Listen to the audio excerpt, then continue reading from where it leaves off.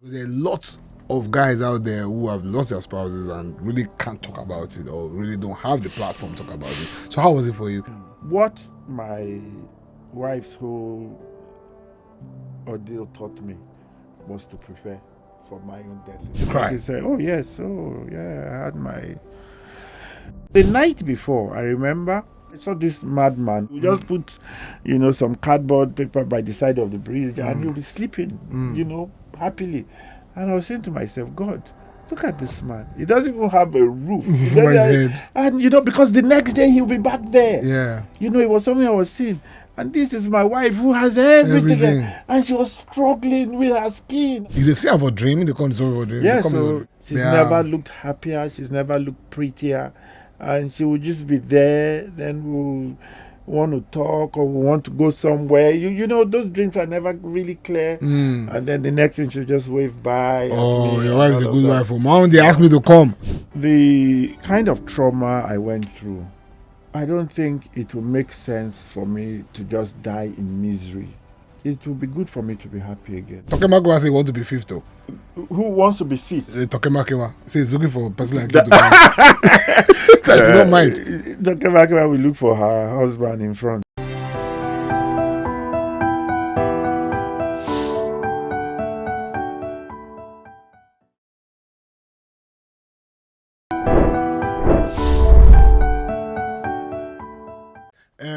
After a little layoff, not long layoff to get, so we are back on the what do you call it again? Duke Rants, are we? Even Mr. Don't forget the name. But let me quickly introduce my guest today. A lot of people don't know him, but he's very, very key. Very, very one of those people that make things happen in corporate Nigeria, in social establishment and all that. His name is Chike Ogeah. He's the MD of McFoley, the owners of Marriott Hotel, $25 billion. Yeah. Welcome. What an introduction, but thank you. So Chike is friends with everybody. Anybody want to call now? From Kabagbena to Aswi Godalo, to Itwai Godalo, to Biodun Shobanjo. In fact, there are only two people who know pass you. Ade Adeveko and Dele Momodu. You agree? I don't know. There are too many people in the world. Everybody knows the people they know. Even you are now a major networker. No, well. Ghana. How have you been? I did. Okay, let me start from Funke, your wife. Funke don't go now. What else can we do? Mm-hmm. Yeah, that was a traumatic time.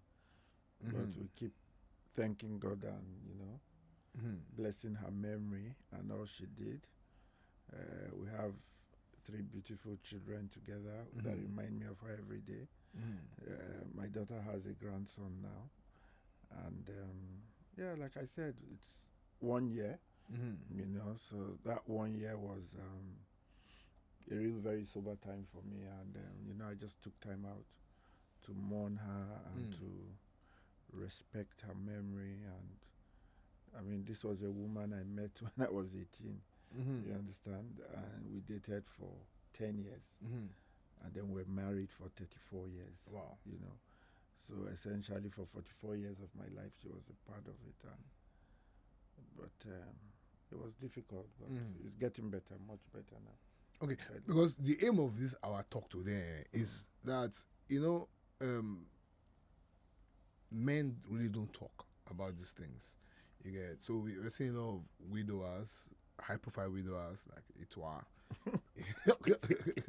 Itwa.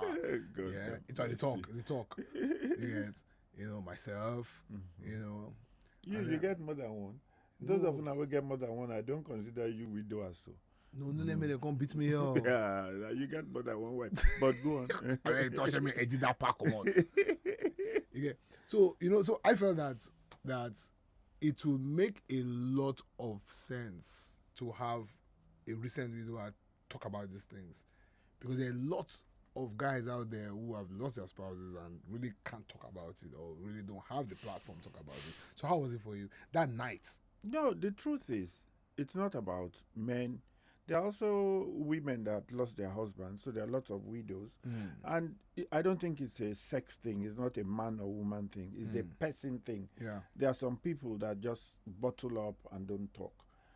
I went through a very traumatic time because my wife was ill for quite a bit. And if anything, those that were close to me knew that I couldn't stop talking because that was one of my coping mechanisms about brilliant. it. Yes.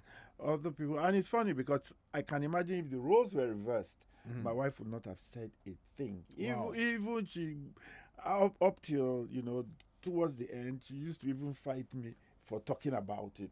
You see, because we were such opposite people. My wife was a very private person and all that. I'm private. It's not that I'm not private, but it's just that I think I need to let it out. That's a coping mechanism for me. And I found out that I had two major people who were really my what would I use? Pillars. For them? Emotional pillars. Exactly at that time. One was my sister, Dr. Chike Ogeah, who's also a medical doctor. So she was also, helping with all of that. And then the other one is somebody that was supposed to be my best friend. That we started being best friends from when we were like 13. Wow. Yeah, but now has become my spiritual father too. And that is Itwa. It was a difficult time because my wife, at the beginning of the illness, was something we thought, with the best of medical care, it will be taken care of. It's not something we ever thought that would take her life. And so we started the fight, started from Nigeria. We went out of Nigeria to wherever it was possible to go to. And as we were getting diagnosis, we were realizing how serious the matter was. Because you see, when these issues start, it can start with just a little spot on your back or something. And God, by the time we realized what we were facing, at least I did, I then had a problem. And the problem was that my wife was so positive that she didn't want to hear anything negative. So even in the reality of me interfacing with the highest levels of professors and medical personnel abroad that were dealing with her and they were telling me things, if I tried to run it by her, she would just reject it and say, "Oh no, that's that." And of course, you want to keep her spirits up as well. So it was difficult for me. I knew things that I will not tell her or all of it as it were, because by the time because I thought I owed her that duty. This is it. And she also wanted to know. But the point is that even when she got to know, even when she sees a diagnosis, she will reject it. And I thought that was okay because that must have been the way she wanted to face that illness. So what I did was to obviously back her up and always tell her that. So, my wife and I never spoke about death for one day. It was that bad. And she was ill for like 3-4 years, And because it was always, the nearest we said was, I could see her. I don't know whether she could see herself after a while. And I remember one day saying to her that, I don't think you can live in Nigeria anymore when everything is over. Because I knew that she obviously would need the kind of care. And she says to me, "Yeah, why not, provided you come with me." And I said, "Of course, we'll go to anywhere, any country of your choice you want to live." Actually, it's extra time I'm doing now, finished most of the work I'm doing, so it's okay. I'll go with you. That was the nearest thing we said. So there was no way she spoke to me. For instance, I don't know one thing that my wife would have wanted me to do if she's not here. So everything I did, even about her funeral and everything, was just I discussed with my children, and we just did what we thought she would like. Because there were other people that could have been in that situation where because she had ample time to say, "This is what I want. This is how I want to be buried." Even I had an issue of where should we bury her. You understand? Should we take her to Asaba? Because my wife is a Yoruba lady, but she was so good with my from which people. state? My wife is from Ogun State. She's from Agoiwe. But she was so good. And you're from Delta State? I'm from Asaba in Delta State. Delta Igbo? Yes, my parents loved her. My late mom was also Yoruba anyway. Oh, okay. Yes, and she was like, she could speak Asaba. If my late mom had an election with my dad, who was very, very liked in Asaba, because he was one of their first doctors, built the private hospital and was treating everybody for free of charge in the 70s and 60s. And most of those people in that generation were all born in his hospital and all that. I mean, there was this talk in Asaba then that if you were ill and you go to Dr. Guest's hospital and he touches you, you'll be healed, you know. But if my mom had run an election with him, my mom would have floored him because she was loved. So people felt, yes, she was Yoruba, but she lived there. Why are you shaking now? She lived there. You first know on this interview. My wife didn't live there, but yes, you have lived in Lagos and yes, Ibadan. we lived in, no, even when we got married. Of course, we lived in London for some time. We lived in Abuja. Then later on, in the past 20 how many years, we've been in Lagos. But the point I want to make is that she goes home with me. We go for all these traditional things, and they really loved that. What they started saying was that I have brought my mother's replacement, so to speak. Even when my mom was still alive, it was like, Titi, you brought your type again, you know, that kind of thing. And I have a feeling if we had asked her, she would have said I should take her body to Asaba. Well, let me ask you. But I couldn't because I wanted her to be in Lagos, so at least where these children come, they don't go to Asaba. That was my overriding thought. So at least when they come to Lagos, they all live in London. At least they can go to Ebony Vault where she's buried, and then they can go and, you know. So we are neighbors, though. Me say I buried my mom for Ebony Vault. Oh, okay. So okay, yeah, you lost your wife. That's true. Yeah. So your lovely wife, the one that's from my area, right? Yes. Okay. You know, he's always reporting me to you. Yes, I remember. I remember. Okay, so that. So what I really want to bring out in this whole thing is that women have a lot of support system in these kinds of things. So women can talk, they can go to church, they can share experiences. Men really, they just, like my own case, I just did my own church. I just lock myself in my room, and then Moody will come and knock on the door and say, I guess an opportunity for you. Your life to scatter. Your life to scatter. Is that what I want to hear now? I was just there 2 days ago. so your coping mechanism was these two people, but primarily, yes. No, but I had a lot of support. You know, like you rightly said, I have a variety of. No, what I was bringing that you time, that when you are alone, when everybody's gone. Yes. Do you get to what do you go through when you're alone? No, every human being. You cry. Every human being that loses, you roll for ground. That loses a loved one. Yes. You know, must have that time when you must be by yourself. The truth is that don't generalize it. Talk about your own. Yes, there are different types of deaths. That's what I want to say. You see, the death of the kind of death your wife died is very different from the kind of death my wife died. Yes, mine was 3 days. We even made love the weekend. Yeah. Oh, so you can imagine. I was with my wife, see her deteriorating year after year after year. 5 years. So yeah, so it was something that, you know, my psyche was processing. But like I said, the positive spirit from her kept on being that balance, you know, and all of that. But for instance, the last night I saw my wife, because after a while she said she wasn't staying in England, blah, blah, blah, which I understood because the cold wasn't good for her. She used to have a lot of pains in her bones and all of that. So we came back in December, I remember. During this illness period. Yes. And then we needed to be going to the hospital every now and again.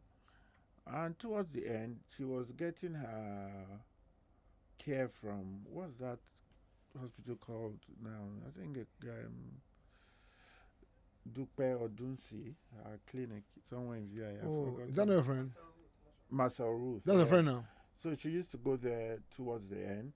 But I remember this final time, the final day, because she would go there, stay a couple of days, a week. When she stabilized, we'd go back home and all that. But the last time she was in a lot of pain and she couldn't stay at home, she insisted that I take her to my sister's hospital, which is Pelion Memorial Hospital. It's also in VI. And I don't know whether she had a premonition that maybe that was going to be the last time and she wanted to be among family or something. But she just insisted that she wasn't going to go to Maseru and we should. But I said to her, this is not, you know where you are getting your care from and all that. And she insisted. So we said, okay. My sister had insisted that if she came to there, then they would take her over to Maseru. But when she got there, she also refused and said she was going to be there. So they kept her, tried to make her comfortable and all that. So the night before, I remember I saw her. She was having very serious difficulties in her breathing. They had to give her oxygen and all of that. And I called Itwa. Luckily, Itwa was around. I think he had just come from Benin. And I said to her, please come, let's pray this night and everything. And Itwa came. This is just the short of it. I did a video call with all my children and we all prayed, you know. And when we finished that prayer, maybe about 12 midnight, we started at about 10:30. Or yeah, about 12:30. Itwa really prayed for a long time. And she was nodding in her semi-conscious state and all of that. Then I stayed with her for another like 30 minutes. I just stayed by her bedside, just looking at her. And eventually I got into my car and I was going home. I live in Ikeja, I live in Jari. And I was going over the bridge at, the bridge immediately after Federal Palace, right, you know. And I saw this madman who I normally see every time I was doing those things. Late at night, he would just put, some cardboard paper by the side of the bridge and he'll be sleeping, happily. And I was saying to myself, God, look at this man. He doesn't even have a roof. And, because the next day he'll be back there. Yeah. It was something I was seeing. And this is my wife who has everything. And she was struggling with her skin and everything, And, it was those same thoughts as I was driving quietly back home. This must have been about 1:30 in the morning. And I got home, and I think it must have been about 4:30 or 5 when those two people came. They had been calling my phone. I was in between sleep and whatever. Anyway, by the time I got downstairs, I saw about 5 a.m. I saw Itwa and Ngozi again, These are people that, I'd prayed with Itwa earlier on because my sister was even in the hospital. So obviously, I think my wife, decided to check out.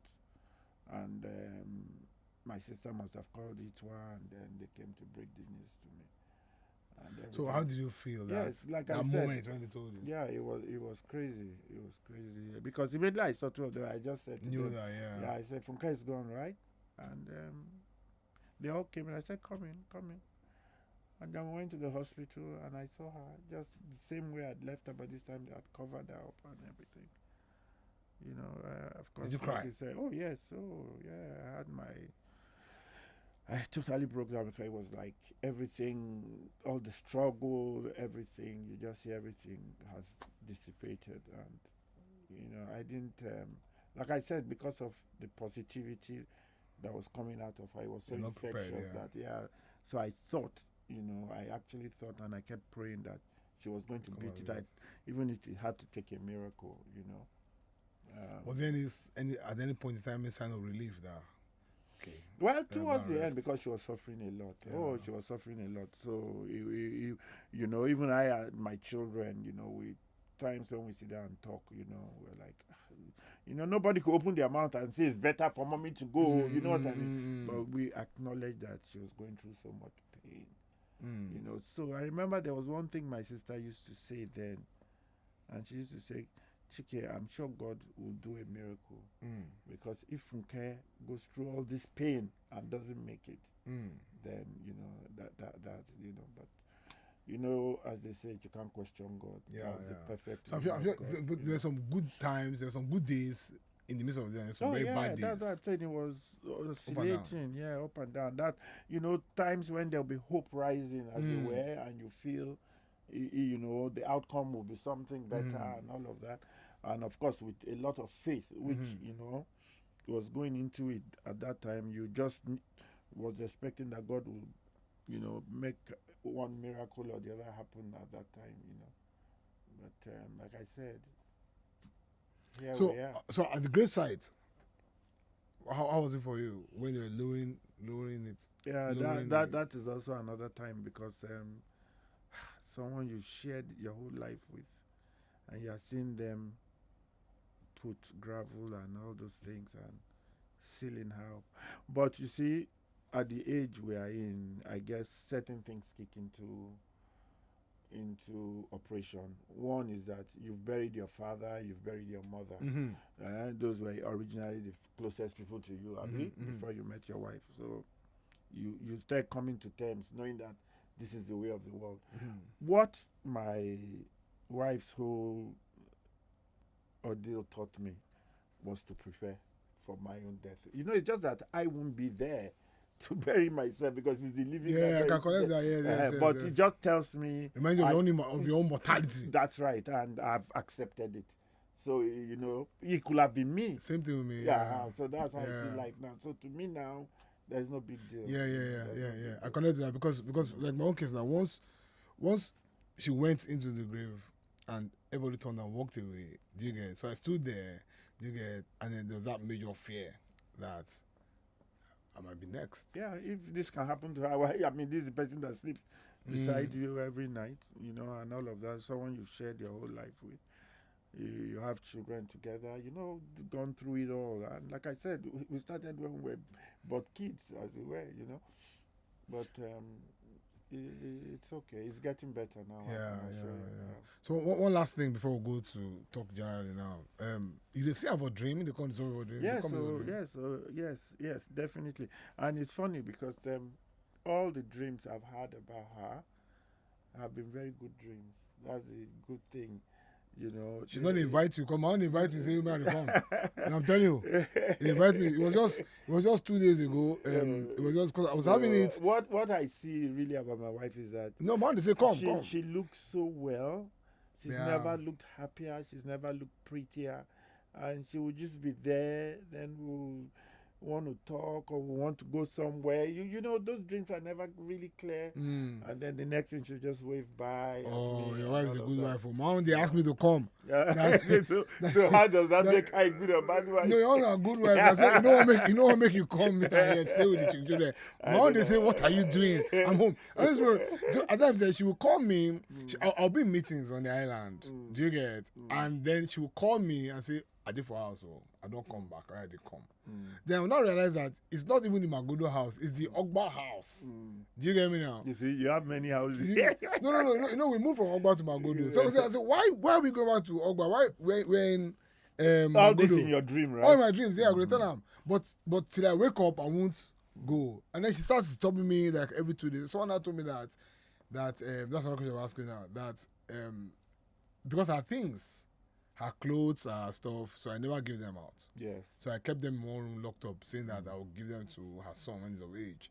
So people now said that I need to cut that connection. So we just this Saturday that I went and gave out all that things. I have not seen her in the last 1 week now. Okay. Well, I think, like I said to you, all these things are personal.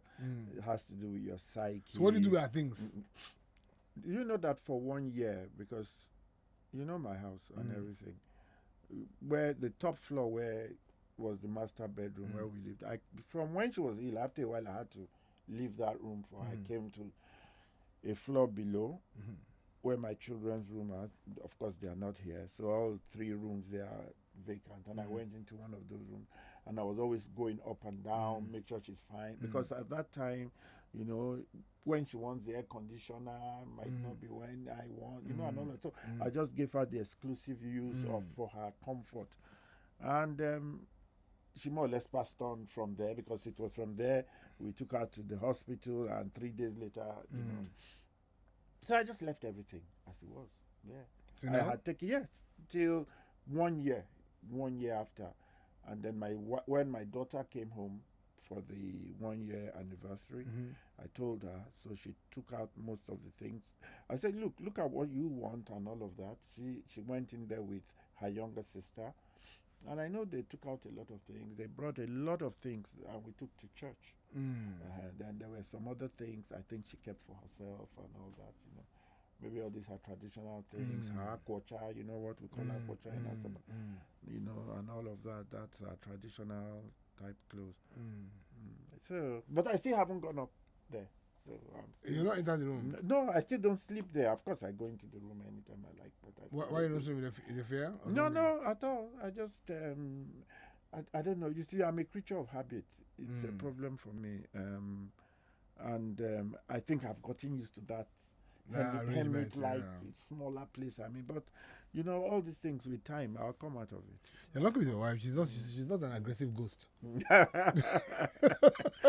I don't even believe in ghosts generally.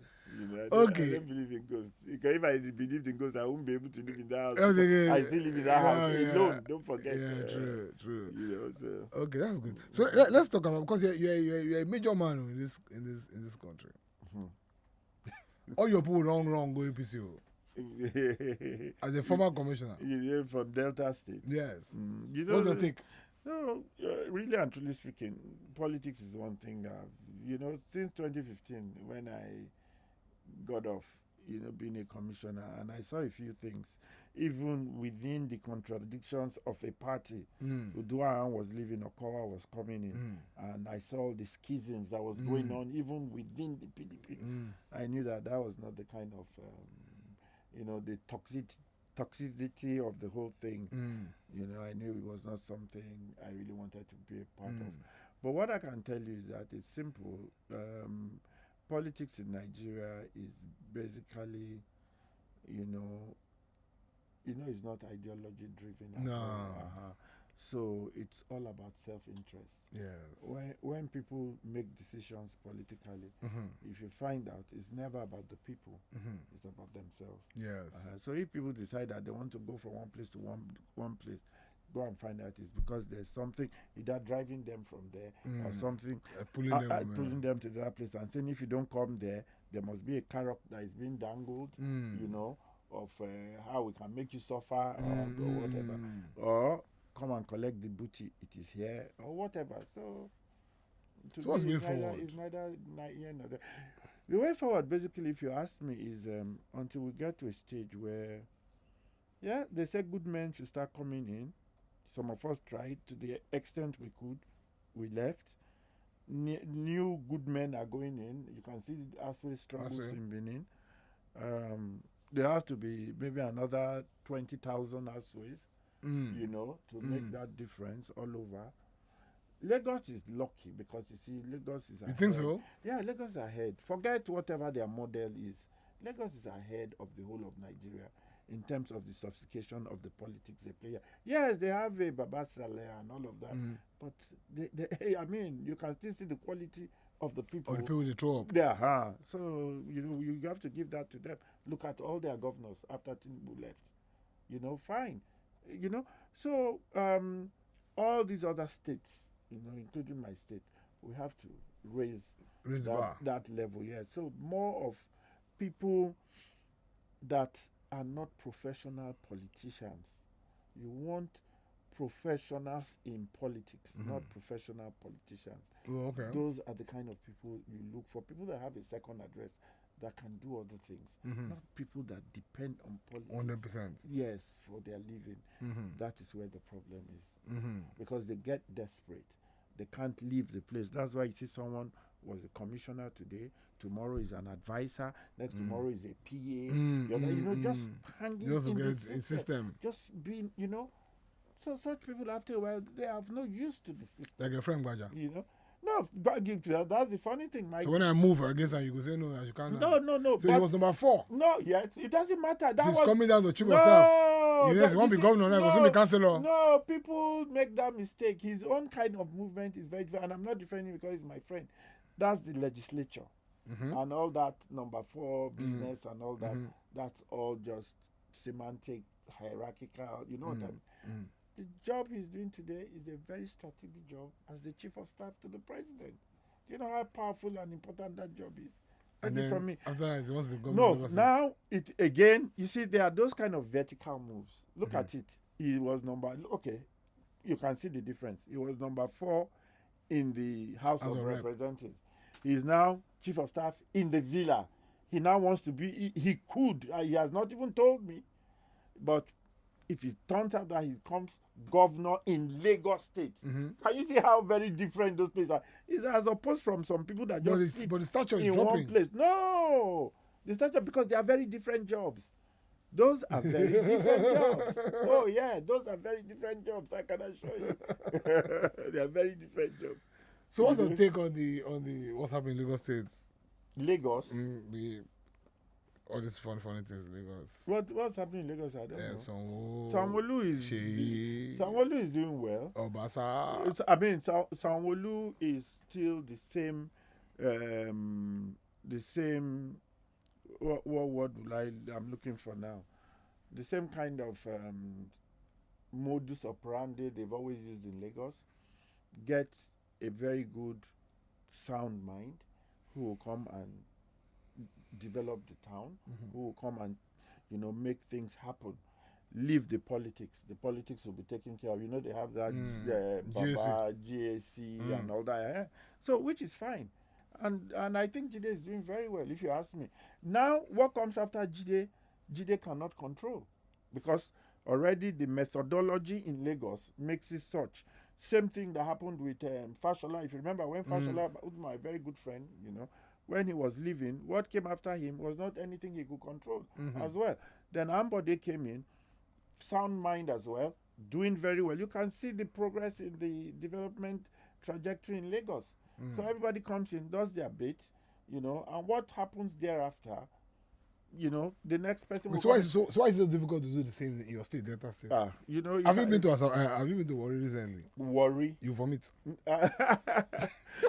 Well, it's oil rich. And really the governor is from that axis now, because the problem was that, you see, the governor I worked with was even an Ishakiri man. Yes. But he was such a pan-Deltan that he was so interested in, and I'm not saying this because I worked with him, interested in spreading development across the state. And that's why even the people in Warri, they hold him that, what did you do for us? What did you do for us? Well, the governor down is also from there.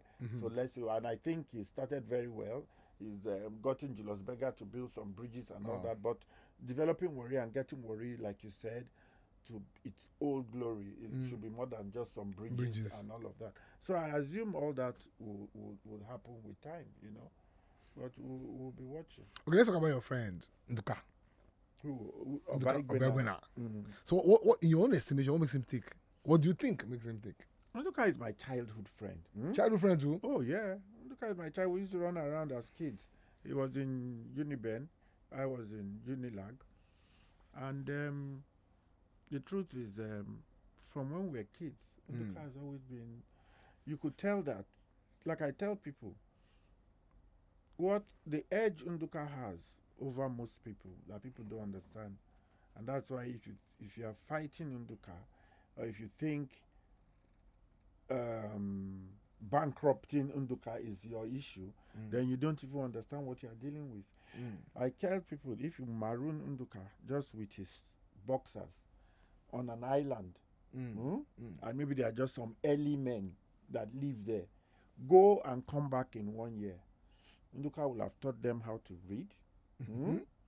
Nduka will have started teaching them, even if the only thing they can have is a blackboard and chalk and everything, and then from there he will coin out something that they will use for their lives and all that, which will be like a newspaper or something. And by the time you come back, you will find out that the whole place, they are all worshipping him. Will be because it is just in him to be someone that is a man of ideas. Let me put it that way. And people like that, you don't put them down, because once he's done one thing, he's on to the next. Yeah, still talking about this. Nduka is already, you understand what I mean. So like me, Abi. I think he's lucky to an extent, but it's just that you are a bit of an eccentric, Nduka again is like the Eagles football team. You remember one time they said the strength of it was because they had no methodology. So there's no way you could find them, a technique or pattern to catch them. Yes. That was their strength. So there are some people like that. Unduka is like that as well. Spontaneous, can do anything at any time, can be anywhere at any time. His drive is, but most importantly, it's just that his mind is just a factory of ideas. So how come you know so many people across so many sectors? So maybe I think it's the way I lived my life, Oh yeah, because like I said, my father was from Asaba, my mother was from is Yoruba, though she lived in Ibadan. She was actually from Kogi State, a town called Ogori in Kogi State, but her parents moved out very early, and they settled in Ibadan. Yeah, well. So for a long time, from when I was young, I lived in Asaba, but I always go to Ibadan for holidays and all of that. So I had a big section of friends. But we started life living in Asaba and then Benin. Okay. Yeah, so I lived in Benin for a long time. So I went to primary school in Benin. I have a lot of friends in Lagos that we all went to Emota Primary School in Benin, which was like the premier primary school there. Then there was a civil war. Okay. I was maybe 7. Yeah, it was 6, 7 when the war started. And my father believed so much in the whole Biafra struggle. My mother, who was a Yoruba lady, was supposed to take her children and go to her parents in Ibadan. But she said, no, anywhere this man is going, I'm going. Yeah. And they put us into 2 cars, and we crossed the Niger Bridge and went Biafra for 30 months, running up and down, dodging bullets and all of that. So it was after that, we now came back to Ibadan again to start schooling and all that. Then we finished school in Ibadan. Then I came to Lagos exactly. So you see, all this time I meet different people. Yes, over time. And in all of that, from when we were young in the 70s, we used to go what they used to call summer flights. We all go to London. Exactly, there were a couple of us. We all would meet in London again. We start going to different nightclubs, Q Club, this, that, and all of that at that time. Again, there were some Nigerians, not many, but a few, that live in Lagos, that live in Benin, that live in Ibadan, who were in school there. In London. So they too had a little community there. So when you go, you will meet those ones again. Those ones will be having parties. You go to their parties. You all go out together. Because because during Fugger's week, yes, it was as if everybody. I think the only other week that wants to compare to that is this Olu zone. Okay, Olu zone. That's in terms of the kinds of people from different sectors and all of that. Yeah. So how you see this Tinubu with this economy? The economy. The man is doing giving us the hash pills. The 2 things he's done. If you ask me about the economy, which I think are the way to go, whether the timing or what palliatives were put to cushion the effects is the other thing. One is the Naira, because the whole you are a banker, that it was not sustainable. And the other one is the subsidy on the fuel thing. Both of them very harsh for the common man, not necessarily for the middle class, if there still is one in Nigeria. There are inevitable things. Every presidential candidate said they were going to do it. Obi said it. Atiku said it. I remember that. But I think maybe it's the how and when that was done that people talk about. Yeah. But if you ask me, I think if I were to talk to Tinubu now, what I would say to him is that he should make more of the economy the emphasis. If he gets the economy right, that's the funny thing. The economy will take care of the politics. Yes. But you see, I think it's, typical of Nigeria. It's more of the politics we are looking at. And, So do you think he will ever get it right with the economy? Well, he has the tools. He has the tools. I don't see why he shouldn't. And I think it's in our interest for him too. If he doesn't, it will be disastrous. So will you vote for him again in 2027? I know you say yes. Why do you want to know who I will vote for? Are you sure people going to vote at all? The way I'm looking at it, am I not getting disillusioned with the whole thing?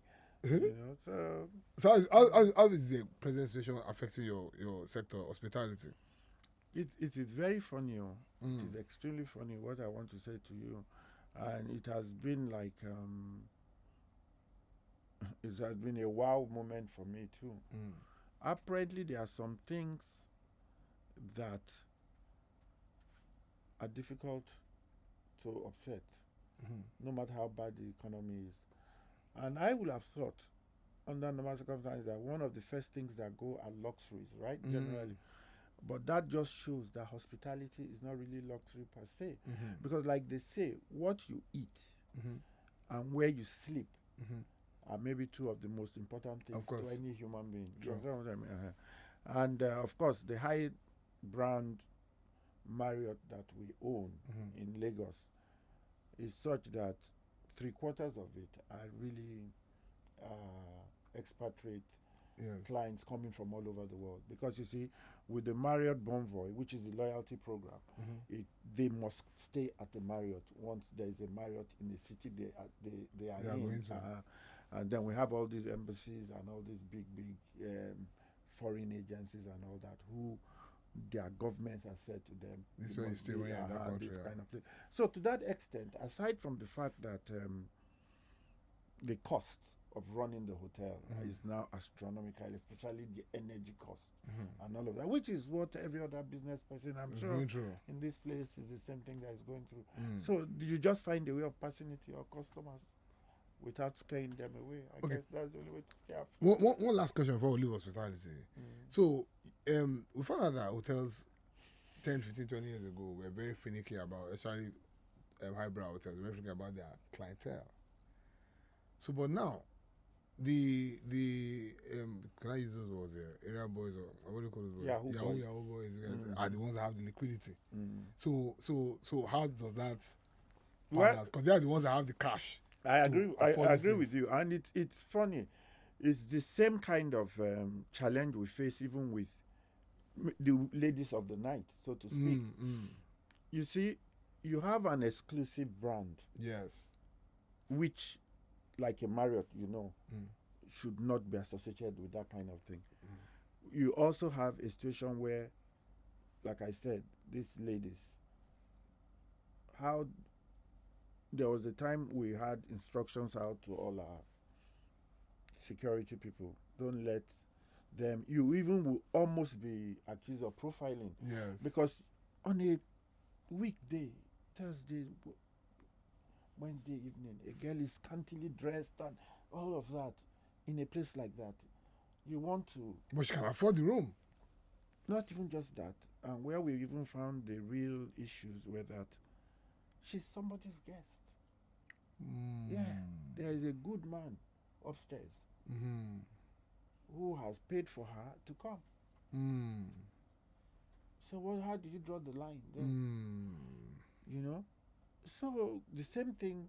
You can't tell the man that, please, okay, this is your girlfriend, Kamenta. The man might even still be in Abuja. Yeah. And he said, go and wait for me. I'm coming with the last flight. So, but you have to draw the middle ground on the whole thing. And it's the optics that, so even if you see that kind of thing, you say, please go to the room and you don't have to be dressed like this. But the good thing is that over time, those were the earlier times we had those kind of challenges. Over time, I think even they themselves now know that when they are coming there, they have to be decent. That is for the ladies. Then for the boys, they are not comfortable there. Yes, they like it. They want to come and flex, as they say in the presidential suite, have parties and all. But you won't let that happen because you can't come, be smoking weed and having a party at the marriage. It's not possible. So we've made all those things clear to them, and I think they found the places where they can be doing all of that. Okay. Yeah. Good. So lastly, what's your advice for the youths, young people, based on your experiences, life, business? Young people, it's difficult for them now. I must acknowledge that, because in our time, we had, I had cousins that grew up in my house. They were older than me slightly. And I remember one, when he left the university, there were like 4 jobs waiting for him, all with cars and this, and, he studied sociology or something. And all of that, that's not what's going on now. So basically what I say to young people, and it's also, every time come with its own challenge and its own opportunities. Now, a young boy can just have a device. Yeah. And he's making millions from it. yeah. Yeah. So that's the difference. So what I say to them, be savvy, if you know, not in a crooked way. There are all kinds of entrepreneurial things they can do with this. Yes, with their fintech and all of those things. And we can see it happening. It's really happening. It's empowering a lot of our people. True. You know? Yeah. True. So just, they should be serious, they should be focused, and they should know that there's no shortcut to success. Whatever it is they are doing, they should do it well. Okay, so we are in our mid-50s now. We are looking for a shortcut. Mid-50s. I'm not in my mid-50s. No, me, I'm mid-50s now. I'm saying, so what me, advice? I'm mid-60s. Okay, what advice will you give us now? Me, I'm my mid-50s. You now. can't be looking for a shortcut. You are too old. I still be looking for a long cut at 56. You are too old to look for a shortcut. It's not any shortcut. It's no, not any shortcut. But let's be sincere. A man that has hit 50 and has not found his purpose at that time, then the problem is beyond exactly. So are you trying to tell me something now? No, I'm not telling you. You found your purpose. You are a certified madman, and the world loves you mad. So you are okay. Okay. Because there's a method to your madness. That's the good thing. Because I don't left it. I'm going to be looking for my purpose. You have already found it. The Duke of Shomolu, you have found your purpose. Okay. So we are good. Any last words? What last words? Is there in your near future a possibility that you may remarry? Because there's so many people. Tokemakiwa say want to be fifth. Who wants to be fifth? Tokemakiwa says looking for a person like you to marry. That you don't mind. Tokemakiwa will look for her husband in front. The truth is this. The truth is this. I don't think, like I said, every situation is different. And you have to handle it differently. Yes. The kind of trauma I went through, I don't think it will make sense for me to just die in misery after that. It will be good for me to be happy again. I would love to find happiness again, and I'm sure if you ask my wife, I remember the only things we used to talk about even when she was fine. And she said to me, because she was a very good Christian, that was another thing about her. Her faith in God, like I said, that must have been what she was holding on to. And she said to me, Chike, the only thing that nullifies a marriage is death. Nothing else. He said, because you cannot be married to a dead person. So once you have accepted that, and you especially like in my situation where you had to fight, and your conscience is clear that you did the best you can for your spouse, you are not God. If I could give Funke life, I would have. God knows. She's gone now. She's gone to rest. In time, I should be able to get my life back on track. Yes, okay. Definitely. Okay. So and find happiness again. So which demographic are you looking for this person now? Is it Gen Z or millennial? That's for you to find out and for me to know. Don't you think so? Or you want to take advice from Senator Wogo? No. I don't want young people. I don't want young people. Why? Of what use are they to me now? So my daughter is 34. You can't marry lower than your daughter? No way. Never. So you're looking for this kind of touch age now? Don't mind him. Okay, so this was a beautiful conversation with my Lord, Honorable Chike Ogeah. Is it Ogeah or Ogeah? My surname is Ogeah. Ogeah. Ogeah. He's a titled man from Asaba. What's the title again? Don't worry about that. Titled man. Ogwashi. Ogwashi of Asaba. He's one of the few people that I respect when it comes to networking. And then people like Duke Rants, people like Dele Momodu, people like Ade Adefeko, and then Chike. There are 4 people, and then maybe Itwa. Yeah, maybe. Yeah, these people are the kinds of people that I look up to when it comes to networking, because they seem to know everybody in every sector, and the goodwill is just out of this world. The goodwill is what matters, because some people have what they call notoriety. That's not what we have here. No, we took care we took time to live a decent life. I can assure you. Yeah. Yes. At least your children should be able to be proud of you and say, True. "This is my father. True. This is my mother." It's important. My children My are proud father of me too. imbibed that in me. My mom also did the same. My children are proud of me too. They That's just good. want me to cut my hair. You are a contrarian, so your case is different. I'm sure they are used to you. Your children, You have a great relationship with your children. Funny enough. no, I only like my that. daughter, only Chantal. No, even your son. I see your interactions with them. I see. Your children, any of them do have tattoo? No. My children. That tattoo, what do you do? My children are old people. No, but if they want to have tattoo, that's their business. You don't And mind? tattoo is not a big deal, though. Have you? No, tattoo is not a big deal. So what can you do have? It's not a big deal. No. Is it at 64? I'll be having tattoo. But I want a portable. I want your face. So go, she's walking past. Okay.